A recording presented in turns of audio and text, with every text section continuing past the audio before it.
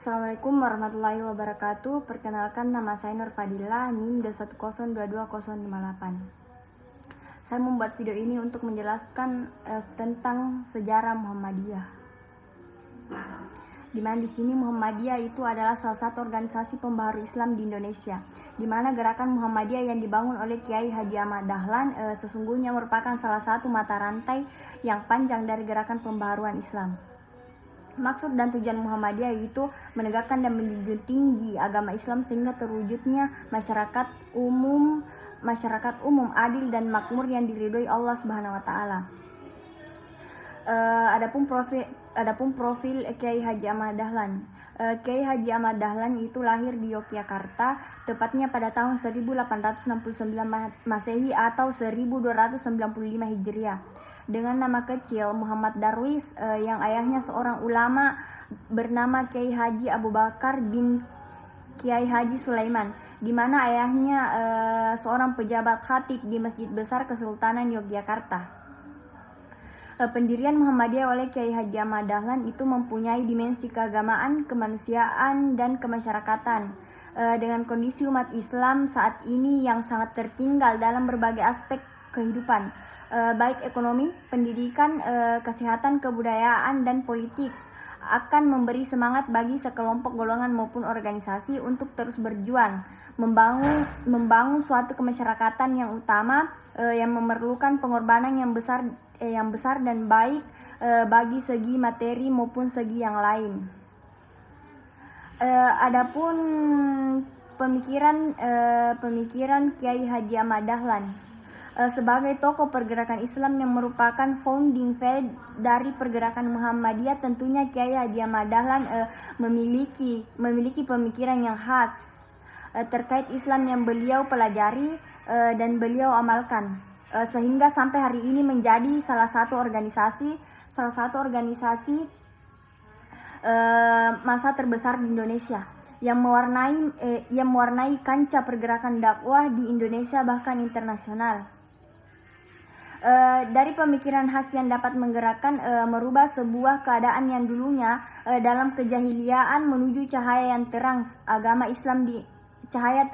Islam di Indonesia. Sebagaimana Prof. Syahrin Harap mengatakan bahwa seorang tokoh selalu memiliki corak dalam pemikirannya. Adapun 3 corak yang paling mendasar dalam pemikiran seorang tokoh, yaitu natural, yang paling mendasar dalam pemikiran seorang tokoh.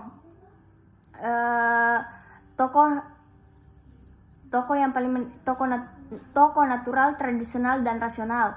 Ahmad Dahlan merupakan salah satu tokoh pembaharu Islam di Indonesia.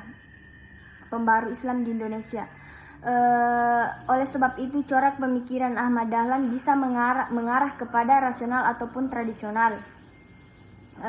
Tidak banyak naskah tertulis dan dokumen yang dapat dijadikan bahan untuk mengkaji dan merumuskan pemikiran Kiai Haji Ahmad Dahlan. Naskah yang dituliskan agar lengkap terdapat dalam penerbitan Hofbustur Taman Pustaka pada tahun 1923, sesaat setelah beliau wafat. Majelis Taman Pustaka menyatakan bahwa naskah di atas sebagai buah pikiran Kiai Haji Ahmad Dahlan. Kiai Haji Ahmad Dahlan menyatakan tidak meninggalkan tulisan yang tersusun secara sistematis, maka tidak mudah untuk melacak pemikirannya, sehingga sebagian para pengurus berpendapat bahwa pemikiran Kiai Haji Ahmad Dahlan tidak dapat dipisahkan dari ide-ide pembaharuan yang berkembang di Timur Tengah pada akhir abad. Selanjutnya yaitu faktor-faktor pendorong berdirinya Muhammadiyah. Yang pertama itu faktor subjektif, yaitu hasil pemikiran Islam Ahmad Dahlan, di mana bersifat subjek ialah pelakunya sendiri, dan ini merupakan faktor sentral, sedangkan faktor yang lain hanya menjadi penunjang saja. Dimaksud di sini ialah kalau mau mendirikan Muhammadiyah harus dimulai dari orangnya sendiri. Kalau tidak, maka Muhammadiyah bisa dibawa kemana saja. Terus lahirnya Muhammadiyah tidak dapat dipisahkan dengan Kiai Haji Ahmad Dahlan, tokoh kontroversial pada zamannya. Ia dilahirkan pada tahun 1868 dan wafat tahun 1923 Masehi.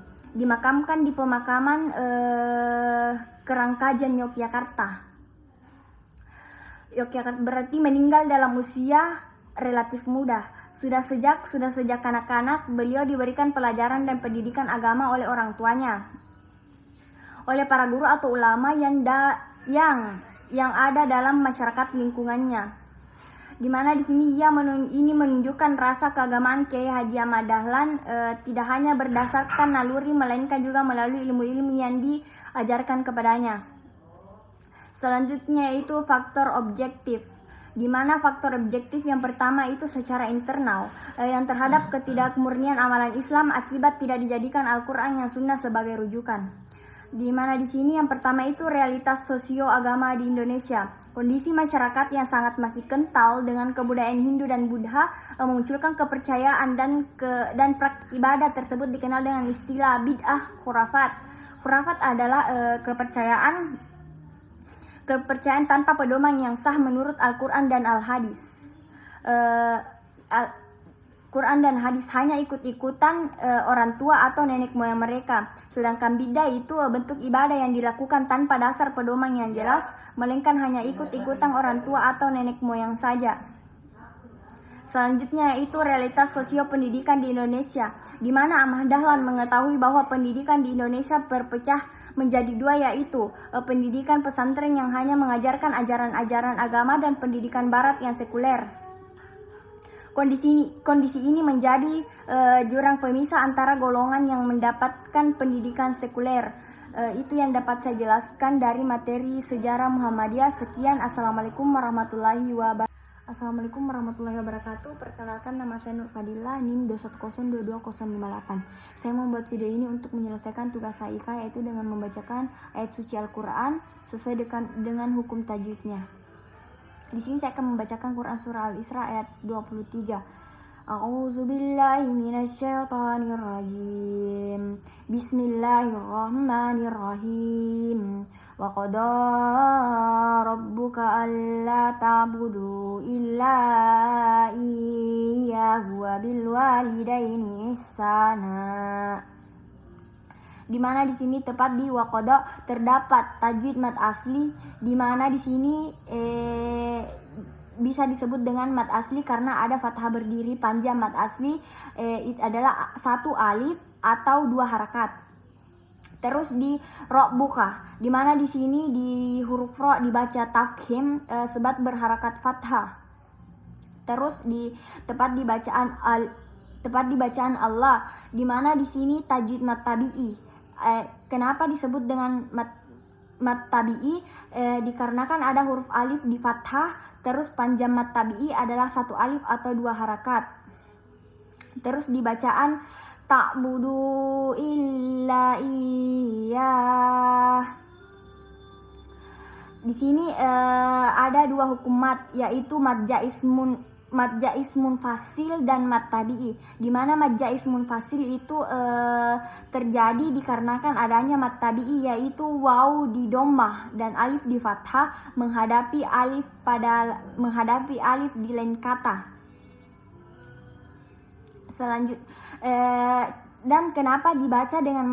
Dan kenapa ada hukum mad jaiz munfasil?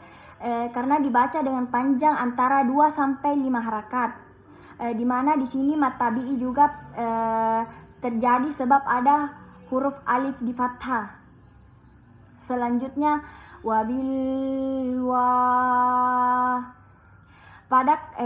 pada kata wabilwa terdapat juga dua hukum tajwid, di mana di situ yaitu alif lam qamariyah dan mad tabi'i. Di mana di sini terdapat di surah alif lam bertemu dengan salah satu huruf qamariyah, yaitu waw. Ketika dibaca huruf lam. Selain itu juga ada juga tanda sukun di atas huruf lam. Mat tabi'i di surah ini juga terjadi karena adanya huruf alif di fathah. Selanjutnya kata lidain. Ini terdapat ya sukun yang di fathah. Ihsana. Pada kata ihsana itu ada dua hukum tajwid. Ada dua hukum tajwid yaitu mat tabi'i dan mat iwad. Di mana di sini mat tabi'i disebabkan ada huruf alif di fathah. Terus tajwid mat iwal itu dalam surah ini dikarenakan ada huruf alif berharakat tanwin fathah. Kemudian dibacanya diwakafkan atau berhenti.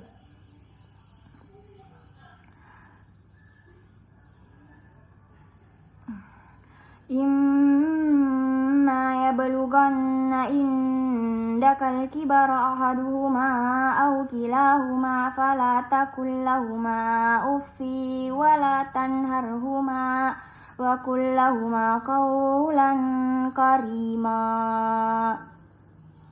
Tepatnya pada bacaan imma. Di sini ada di mana di sini ada hukum bacaan gunnah dan mat tabi'i.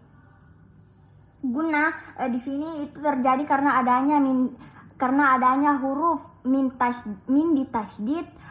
Ketika dibaca huruf mimnya itu harus didengungkan antara 2 sampai 3 harakat.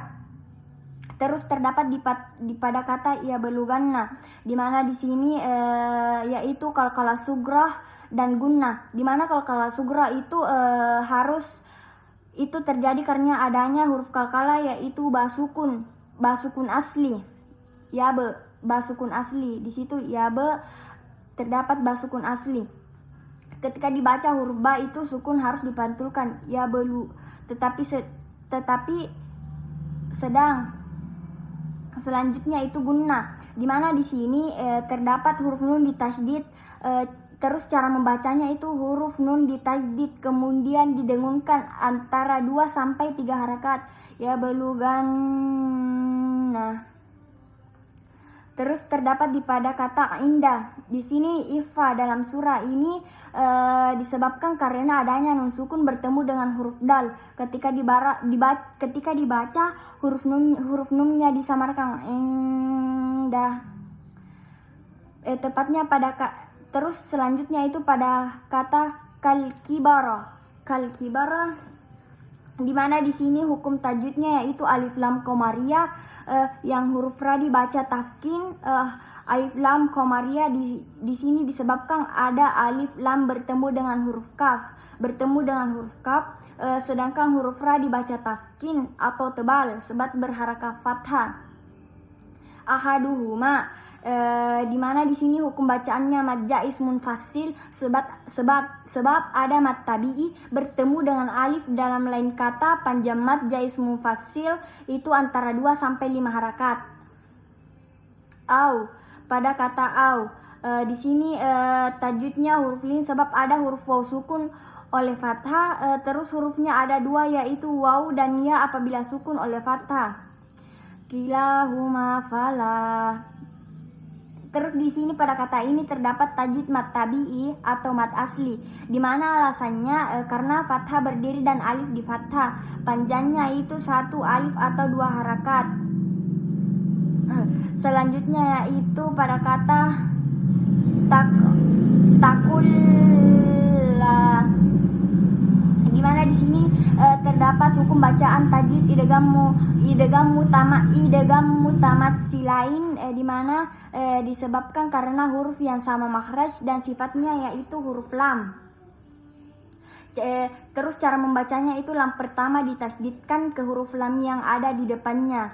Lahuma, ini seperti dengan tajwid mad jaiz mufasil sebab ada mat tabi'i bertemu dengan alif pada lain kata.